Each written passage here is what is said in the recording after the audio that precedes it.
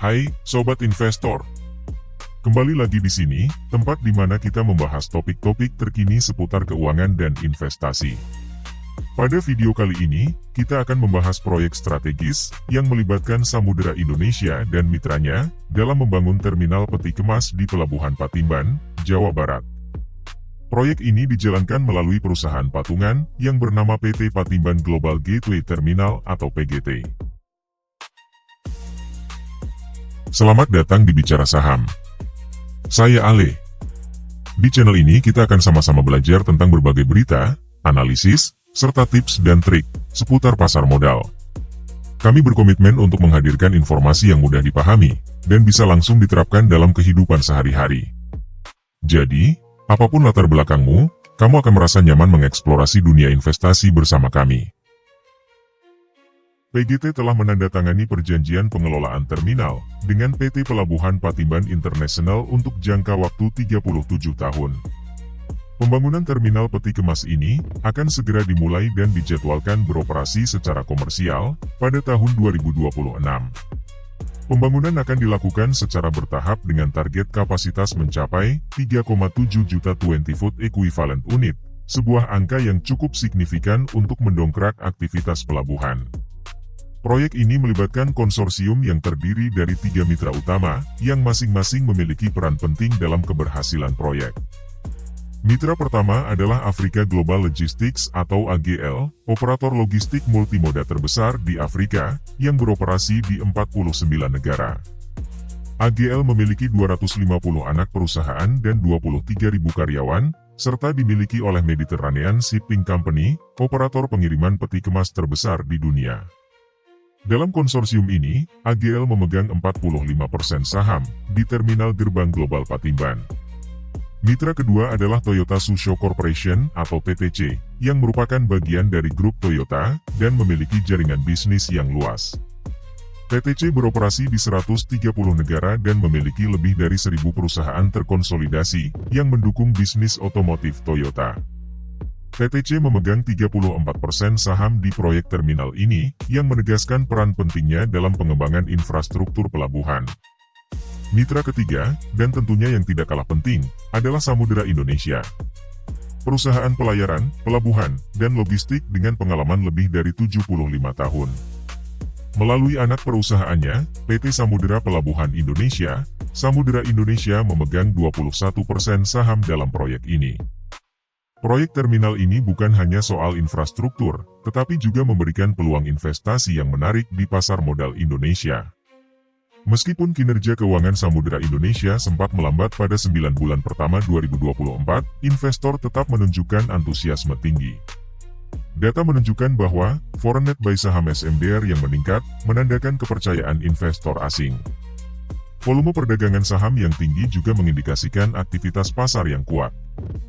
Sebagai bagian dari strategi pengembangan, SMDR mengalokasikan belanja modal sebesar 120 juta dolar atau sekitar 1,8 triliun rupiah untuk membeli 12 kapal baru di tahun 2024. Kapal-kapal baru tersebut dipesan dari galangan kapal ternama di Cina dan Jepang yang akan mendukung efisiensi operasional perusahaan.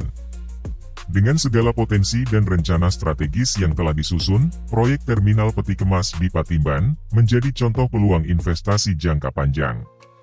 Ingatlah untuk selalu melakukan riset mendalam, diversifikasi portofolio, dan menghindari kesalahan umum, agar sobat dapat mencapai kesuksesan finansial yang berkelanjutan. Lalu, bagaimana kondisi fundamental dari Samudera Indonesia saat ini? Ayo kita review. Jangan lupa like, subscribe, dan share video ini, agar sobat tidak ketinggalan update terbaru seputar dunia saham.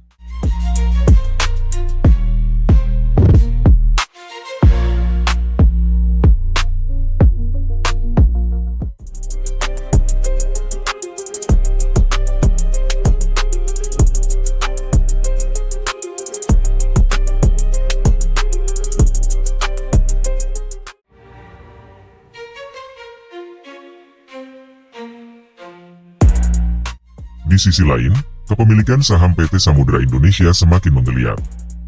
Data terbaru menunjukkan bahwa PT Samudera Indonesia Tangguh menggenggam kendali mayoritas perusahaan pelayaran nasional ini dengan porsi kepemilikan mencapai 57,98%.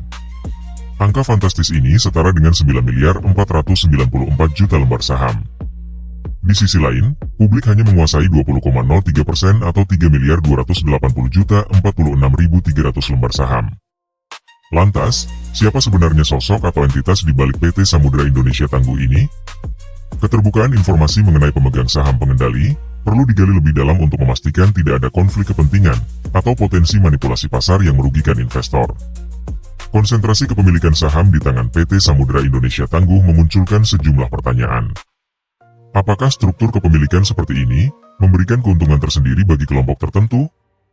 Atau bahkan, apakah ada potensi kolusi dalam pengambilan keputusan strategis perusahaan yang dapat merugikan pemegang saham minoritas? Pertanyaan-pertanyaan ini perlu menjadi perhatian serius bagi regulator pasar modal dan otoritas terkait. Transparansi dalam kepemilikan saham merupakan kunci dalam menjaga kepercayaan investor dan memastikan praktik bisnis yang sehat. Laporan keuangan terbaru PT Samudera Indonesia menunjukkan peningkatan aset yang cukup signifikan dari 1,25 miliar dolar pada Desember 2023 menjadi 1,28 miliar dolar pada September 2024. Kenaikan ini diikuti oleh pertumbuhan ekuitas dari 685 juta dolar menjadi 722 juta dolar dalam periode yang sama. Pertumbuhan aset dan ekuitas ini tentu saja menjadi kabar baik bagi para pemegang saham. Namun, di balik angka-angka yang menggembirakan ini, muncul sejumlah pertanyaan. Apa yang mendasari lonjakan aset dan ekuitas tersebut? Apakah ada akuisisi aset baru yang signifikan? Atau, jangan-jangan ada faktor lain yang mendorong pertumbuhan ini? Investigasi lebih lanjut diperlukan untuk mengungkap penyebab di balik peningkatan kinerja keuangan perusahaan pelayaran nasional ini. Pertumbuhan aset dan ekuitas yang pesat tentu saja menarik perhatian para analis dan investor. Namun, transparansi dalam pelaporan keuangan menjadi kunci untuk memastikan bahwa pertumbuhan ini didorong oleh faktor-faktor fundamental yang sehat. Publik perlu diberikan informasi yang jelas mengenai rincian penggunaan dana, sumber pendanaan baru, serta proyek-proyek investasi yang sedang berjalan. Jika perusahaan enggan untuk mengungkapkan informasi yang relevan, maka akan muncul kecurigaan bahwa ada upaya untuk menyembunyikan sesuatu. Oleh karena itu, regulator pasar modal perlu berperan aktif dalam mengawasi kinerja keuangan perusahaan dan memastikan bahwa informasi yang disampaikan kepada publik akurat dan tidak menyesatkan. Menariknya, di tengah peningkatan aset dan ekuitas, PT Samudera Indonesia juga mencatatkan penurunan liabilitas dari 571 juta dolar pada Desember 2023 menjadi 559 juta dolar pada September 2024. Penurunan ini mengindikasikan bahwa perusahaan berhasil mengurangi beban utang atau kewajiban lainnya. Namun, perlu dicermati lebih lanjut apa yang menjadi penyebab utama penurunan liabilitas ini. Apakah perusahaan berhasil melakukan restrukturisasi utang secara signifikan? Atau, jangan-jangan penurunan ini justru disebabkan oleh penurunan aktivitas bisnis yang berdampak pada berkurangnya kewajiban perusahaan? Pertanyaan-pertanyaan ini perlu dijawab secara transparan untuk memberikan gambaran yang lebih jelas mengenai kondisi keuangan perusahaan. Di sisi lain, laporan keuangan juga menunjukkan penurunan pendapatan jasa dari 570 juta dolar pada September 2023 menjadi 529 juta dolar pada September 2024. Penurunan ini cukup mengejutkan mengingat adanya peningkatan aset dan ekuitas. Apa yang menyebabkan penurunan pendapatan jasa ini? Apakah kondisi pasar yang semakin kompetitif atau adanya perubahan strategi bisnis yang berdampak pada penurunan volume angkut? Pertanyaan-pertanyaan ini perlu dijawab untuk memahami lebih dalam dinamika bisnis yang sedang dihadapi oleh Samudera Indonesia. Selain itu, perlu juga diinvestigasi apakah penurunan pendapatan jasa ini berdampak signifikan terhadap profitabilitas perusahaan. Penurunan biaya jasa dari 452 juta dolar pada September 2023 menjadi 420 juta dolar pada September 2024 patut dicurigai. Penurunan yang cukup signifikan ini tentu saja berdampak pada peningkatan margin keuntungan. Namun, perlu dipertanyakan apa yang menyebabkan penurunan biaya jasa yang begitu drastis. Apakah perusahaan berhasil mencapai efisiensi operasional yang sangat tinggi? Atau jangan-jangan ada pemangkasan biaya yang tidak semestinya, seperti pengurangan jumlah karyawan, penurunan kualitas layanan, atau penundaan pemeliharaan aset? Investigasi lebih lanjut diperlukan untuk mengungkap praktik bisnis yang mendasari penurunan biaya jasa ini. Di tengah penurunan biaya jasa, Menarik untuk dicatat bahwa biaya keuangan justru mengalami peningkatan dari 15 juta dolar menjadi 19 juta dolar dalam periode yang sama. Kenaikan biaya keuangan ini mengindikasikan adanya peningkatan beban bunga akibat kenaikan tingkat suku bunga atau peningkatan jumlah pinjaman. Pertanyaannya adalah, mengapa perusahaan perlu meningkatkan utangnya di tengah kondisi ekonomi yang masih belum sepenuhnya pulih? Apakah peningkatan utang ini terkait dengan upaya restrukturisasi utang yang lebih baik? Atau justru perusahaan semakin bergantung pada utang untuk membiayai operasionalnya? Jawaban atas pertanyaan-pertanyaan ini akan memberikan gambaran yang lebih jelas mengenai kesehatan keuangan jangka panjang perusahaan. Penurunan laba periode berjalan dari 92 juta dolar pada September 2023 menjadi 61 juta dolar pada September 2024 merupakan indikator yang mengkhawatirkan. Penurunan laba yang signifikan ini menunjukkan adanya perlambatan dalam kinerja bisnis perusahaan. Pertanyaannya adalah, apa yang menjadi penyebab utama penurunan laba ini? Apakah penurunan ini disebabkan oleh faktor-faktor internal, seperti penurunan efisiensi operasional atau kesalahan dalam pengambilan keputusan strategis? Ataukah ada faktor eksternal seperti kondisi ekonomi yang melambat atau persaingan yang semakin ketat? Investigasi lebih lanjut diperlukan untuk mengungkap akar masalah dari penurunan laba ini. Rincian laba yang menunjukkan bahwa laba entitas induk sebesar 41 juta dolar dan laba non-pengendali sebesar 20 juta dolar pada September 2024 juga perlu diperhatikan. Perbandingan antara laba entitas induk dan laba non-pengendali dapat memberikan gambaran mengenai kontribusi masing-masing segmen bisnis terhadap total laba perusahaan. Pertanyaannya adalah, apakah proporsi laba non-pengendali yang cukup besar mengindikasikan bahwa perusahaan terlalu bergantung pada kinerja anak perusahaan? Atau justru menunjukkan bahwa perusahaan berhasil melakukan diversifikasi bisnis yang efektif? Selain itu, perlu juga diinvestigasi apakah terdapat perbedaan yang signifikan dalam kinerja masing-masing segmen bisnis. Angka return on asset sebesar 4,31% pada September 2024 mengindikasikan bahwa setiap dolar aset yang dimiliki oleh PT Samudra Indonesia hanya menghasilkan laba sebesar 4,31 dolar. Angka ini perlu dibandingkan dengan periode sebelumnya dan dengan rata-rata industri untuk mengetahui apakah perusahaan masih mampu menghasilkan laba yang memadai dari aset yang dimiliki. Penurunan return on asset dibandingkan periode sebelumnya bisa menjadi sinyal bahwa efisiensi penggunaan aset perusahaan mulai terkikis. Pertanyaan yang muncul adalah, apa yang menyebabkan penurunan efisiensi ini?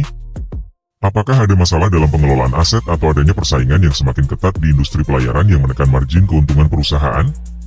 Sementara itu, angka return on equity sebesar 10,69% menunjukkan bahwa setiap dolar modal yang diinvestasikan oleh pemegang saham menghasilkan laba sebesar 10,69 dolar. Meskipun angka ini masih tergolong baik, namun perlu diingat bahwa return on equity juga mengalami penurunan dibandingkan periode sebelumnya. Penurunan return on equity ini mengindikasikan bahwa kemampuan perusahaan dalam memberikan imbal kepada pemegang saham mulai menurun. Pertanyaannya adalah, apakah penurunan return on equity ini disebabkan oleh penurunan profitabilitas, atau karena peningkatan modal yang lebih cepat, dibandingkan dengan pertumbuhan laba? Selain itu, perlu juga dibandingkan dengan return on equity perusahaan sejenis, untuk mengetahui apakah perusahaan masih mampu memberikan imbal yang kompetitif kepada pemegang saham. Angka net profit margin sebesar 7,81% pada September 2024, menunjukkan bahwa dari setiap rupiah penjualan, perusahaan berhasil memperoleh laba sebesar 7,81 dolar. Meskipun angka ini masih tergolong wajar, namun perlu diingat bahwa net profit margin juga mengalami penurunan dibandingkan periode sebelumnya. Penurunan net profit margin ini mengindikasikan bahwa margin laba perusahaan semakin menipis. Pertanyaannya adalah, apa yang menyebabkan penurunan margin laba ini? Apakah disebabkan oleh peningkatan biaya produksi, kenaikan harga bahan baku, atau persaingan yang semakin ketat di industri pelayaran? Angka debt to equity ratio sebesar 108,62% pada September 2024 mengindikasikan bahwa liabilitas perusahaan lebih besar daripada ekuitasnya. Dengan kata lain, perusahaan sangat bergantung pada utang untuk membiayai operasinya. Tingginya rasio debt to equity ratio ini tentu saja meningkatkan risiko keuangan perusahaan, karena perusahaan akan kesulitan melunasi utangnya jika terjadi penurunan kinerja. Pertanyaannya adalah, mengapa perusahaan memiliki tingkat utang yang begitu tinggi? Apakah perusahaan sedang melakukan ekspansi bisnis yang agresif? Atau justru perusahaan kesulitan menghasilkan arus kas yang cukup untuk membayar utangnya? Angka arus kas dari aktivitas operasi sebesar 93 juta dolar pada September 2024 menunjukkan bahwa perusahaan berhasil menghasilkan aliran kas positif dari kegiatan operasionalnya. Ini merupakan sinyal yang positif, mengindikasikan bahwa perusahaan mampu mengelola operasionalnya secara efisien dan menghasilkan uang tunai dari kegiatan utamanya. Namun, perlu diingat bahwa angka ini perlu dianalisa lebih dalam. Apakah peningkatan arus kas operasi ini terjadi karena peningkatan penjualan, penurunan biaya operasional, atau kombinasi keduanya? Jika peningkatan ini semata-mata karena penurunan biaya operasional, maka perlu diwaspadai potensi penurunan kualitas produk atau layanan yang dapat berdampak negatif pada jangka panjang. Arus kas yang digunakan untuk aktivitas investasi sebesar 82 juta dolar pada September 2024 mengindikasikan bahwa perusahaan telah melakukan investasi yang cukup besar dalam aset tetap atau aset lainnya. Investasi ini bisa berupa pembelian kapal baru atau akuisisi perusahaan lain. Namun, perlu diingat bahwa investasi yang besar tidak selalu berarti positif. Jika investasi yang dilakukan tidak menghasilkan return yang memadai, maka hal ini akan menjadi beban bagi perusahaan. Pertanyaan yang perlu diajukan adalah, apakah investasi yang dilakukan perusahaan sudah sesuai dengan strategi bisnis yang telah ditetapkan? Apakah investasi tersebut akan memberikan kontribusi positif terhadap pertumbuhan perusahaan di masa depan? Selain itu, perlu juga dipertimbangkan apakah perusahaan telah mengalokasikan dana yang cukup untuk perawatan dan pemeliharaan aset yang telah dimiliki.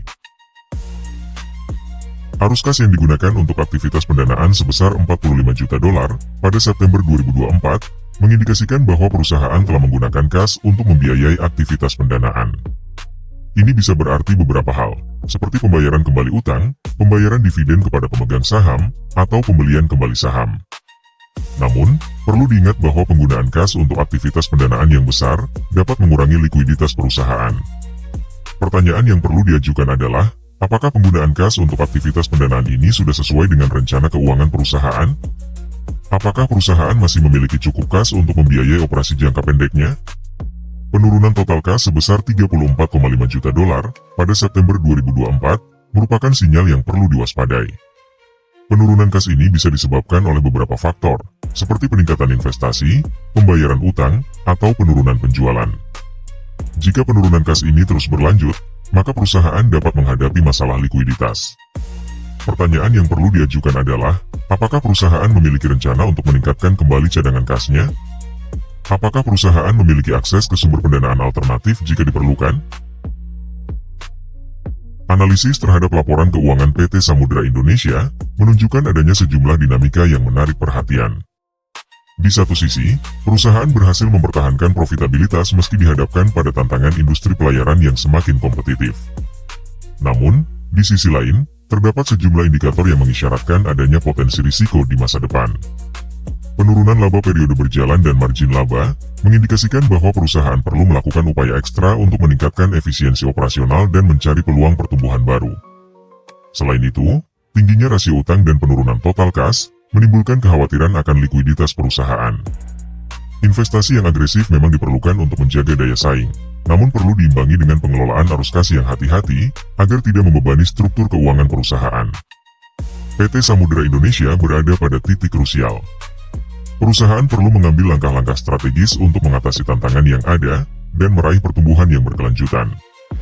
Investor dan pemangku kepentingan lainnya perlu memantau perkembangan perusahaan dengan cermat untuk menilai kinerja manajemen dalam menghadapi tantangan yang semakin kompleks.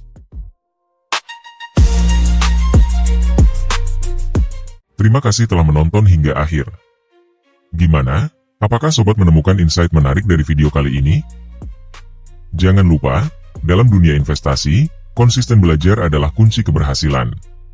Jika sobat punya pertanyaan atau ide untuk topik selanjutnya, jangan ragu untuk tinggalkan komentar.